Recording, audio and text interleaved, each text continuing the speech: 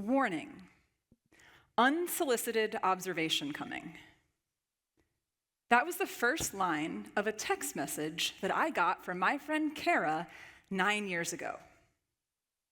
And based on how long it was, I had a feeling that it was not going to continue on to say something like, I just want to let you know how amazing you are. Thank you. So I braced myself to keep reading. She said, you post all the time on social media about not worrying so much about achievement and about the importance of slowing down. You really live your life to every inch possible. Pardon me for saying so. You don't seem content or fulfilled. I wish you would believe the things that you say to the rest of us. I have never in my life felt so exposed and embarrassed reading those words. Don't we think, like, when we're completely falling apart that no one can tell? I thought nobody could tell. But she saw right through me. She saw right through me, and she was right. Because on the surface, I was successful. I was winning top awards in my industry. I was helping our clients get recognized as best places to work, and I had just delivered my first keynote on a national stage. To the outside world, I was absolutely crushing it. But behind the scenes, my body was completely shutting down. I'd wake up feeling exhausted after sleeping for 12 hours. My throat felt like sandpaper. I'd forget words in the middle of a sentence. I'd be talking to somebody, poof, they're gone. I even lost my voice. My body was screaming for my attention, and I ignored it. I was too busy to be bothered. Maybe you've been there. Maybe you're there right now. And as I was going through that experience, I started to think to myself, well, how do we get into this place where we mute and hold back and silence ourselves? How do we get there, and why do so many of us get there? And over the past few years, I've surveyed 4,000 professionals, and I've asked them that question. And the most common theme that emerges in their responses is that self-silencing is rooted in fear. Fear of failure, rejection, looking stupid, being wrong, not being good enough in some way. And so we silence and doubt and hold ourselves back. And it prevents our members and our employees and our leaders from showing up fully and contributing all they have to offer, from having the impact and influence that they are meant to have in the world.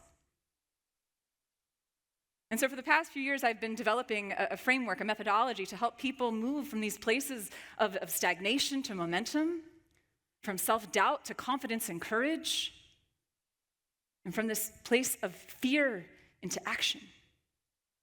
I call it the voice method, and it's 5 steps. The V stands for void, the O, opportunity, the I, illumination, C is the catalyst, and E is the expression. So we're going to start with the void. The void can happen, it's this place of this emptiness, this moment where we realize something is wrong or something isn't quite right, something's missing. You might feel this at an individual level in the form of resentment, frustration, or burnout. You might see this at a team or organizational level as turnover, low morale, and disengagement. When we are in the void, we feel it. It's a visceral feeling. We experience it as tension and restlessness, that something is off and it needs our attention.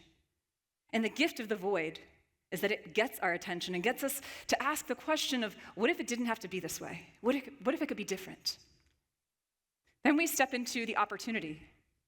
In opportunity, we start to ask, well, what could become possible if I overcame these doubts and fears that are holding me, that are holding us back? What could become possible? There's a question that my dad asks that's my favorite question. He calls himself the unstucker.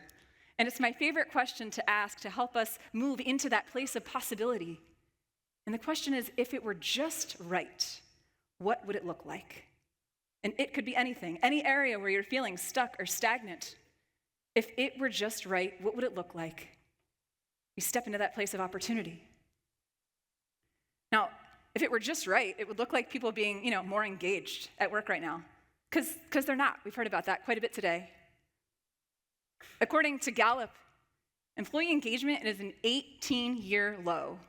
Only 21% of employees, that's 1 in 5, are engaged at work right now. And only 1/3 of them feel like their work matters. People are stressed out, checked out, and burned out. You have a tremendous opportunity through the work that you do to create experiences that reignite the human spirit at work. Now that we've identified this opportunity that we can step into, it's time to illuminate our strengths and capabilities. There's a concept that psychologists call self-concept clarity. And essentially what it means is having clarity about the things that we do well, the value we bring, the capabilities that we have. And so many people struggle with that. And when we have low self-concept clarity, what happens is we are less resilient, we are more anxious, we are less confident, and we are poor decision makers. So there's power in allowing other people in and allowing ourselves to go inside and to figure out what our strengths and our capabilities are. The year after I burned out, an HR leader reached out to me and offered 2 questions to ask people in my life who knew me well, to get a better sense of my own self-concept clarity, because my life had just completely shut down. The questions were, what shows up when I do? What qualities do I bring into a room? So sitting outside of a Starbucks, I pick up my phone, and I call my friend Kara, different Kara with a K. I said, Kara, what shows up when I do? What qualities do I bring into a room? And she said, Rachel, you have this dichotomy. You have this excited energy and a calming presence. And I was like, ask my husband if I'm a calming presence in the passenger seat of the car. I don't know. He might disagree with you. But we do that, don't we? Like somebody gives us a compliment and we're like, get away. We cannot receive it. It's just so uncomfortable for us to allow ourselves to be seen. You know, that exercise taught me something really powerful and really important. That all of us need people to be mirrors for us, to reflect back the goodness that we cannot see in ourselves. Because the truth is, most of us are blind to our own brilliance. We focus on all that we are not instead of all that we are. And sometimes we need to borrow other people's belief in us so that we can see ourselves for all that we are and all that we are capable of. So I'm going to give you a moment to do that now. If you'll take out your phones, I'm going to put a prompt up on the screen. Think of someone in your life who knows you well. Just at least one person, somebody who knows you well. You can take a picture of this and send it over. What qualities do I bring into a room? When I show up, what else does? Now, depending on your friends, some of you might get responses back like, what? Or, new phone, who dis? Because we're not used to asking people questions like this, but we should be. Because all of us should know what the people who are closest to us see in us. So take a moment, and if you do that now. Do your thoughts ever cross your mind? Like, who do you think you are? Do you really think you have what it takes? And how did you get this far? You stare in the mirror, looking at a stranger, wondering when you'll be found out. The voice inside gets louder and louder, working hard to tear you down. Through the noise, a voice breaks through. Someone out there knows what you can do. Borrow the belief in you, lean into it. When you doubt yourself, call on someone else. Borrow the belief in you, you can do it. If you let yourself receive it, sooner or later. Now, you may be tempted to resist what you read when that comes back. Some of you will cry when you read it. I'm here for that. I've had people come up to me at events and they just hold their phone up to my face and they don't say anything, and I can just see the tears in their eyes because of how good it feels to feel affirmed and really seen by another person. It's powerful. It's powerful for us to allow ourselves to be illuminated. The 4th step is the catalyst. The catalyst is the nudge that awakens something in us that makes us realize I have to do something. It's a shift from hesitation to action. There's something I say on stage that is quoted back to me more than anything else that I say, and it's been a catalyst for so many people in the room to take action when they leave, to move out of that place of doubt, to stop telling themselves that they're an imposter when I really want to tell them, hey, you're just in process. And the phrase is this: an invitation is an indication of a qualification. An invitation is an indication of a qualification. You get invited into an opportunity, somebody thinks you're qualified, even if it's only one other person. Borrow their belief in you and step into that opportunity and say yes, accept the invitation. Accept the invitation.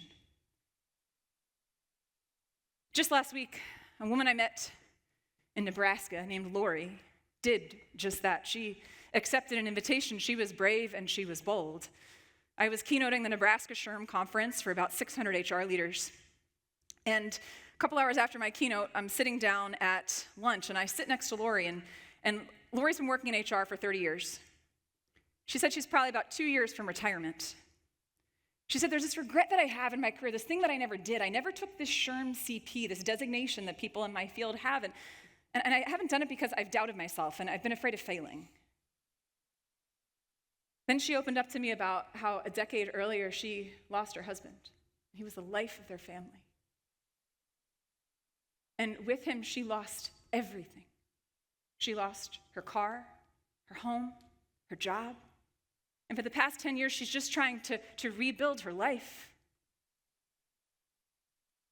She said, Rachel, when you asked us at the end of your keynote to think about how we're going to feel when we've done the brave, bold thing and we've unmuted ourselves, I just couldn't help but think about that thing. And I went out in the hallway and I logged onto a computer and I paid $1,700. And I signed up to take that exam next spring.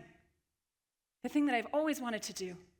I don't know if I'm going to pass, but I'm going to try. Because it's time to do something for me. It's time to do something for me. That's what it looks like to step into and to fully embody the expression of living an unmuted life. I have a confession to make. I had a completely different script I was going to do for this that I ripped up about 15 hours ago. Because I thought I owed it to you to embody my own message and to be the most authentic and real, unmuted version of myself. A few years ago, my mother gave me a card, and on the cover it had a peacock. And it said, I only wish that you could see what I see when I look at you. Here's what I see when I look at you. You are capable. You are qualified. You are worthy. You are somebody. You matter. And you are enough. Now get out there and live your bravest, boldest, unmuted life.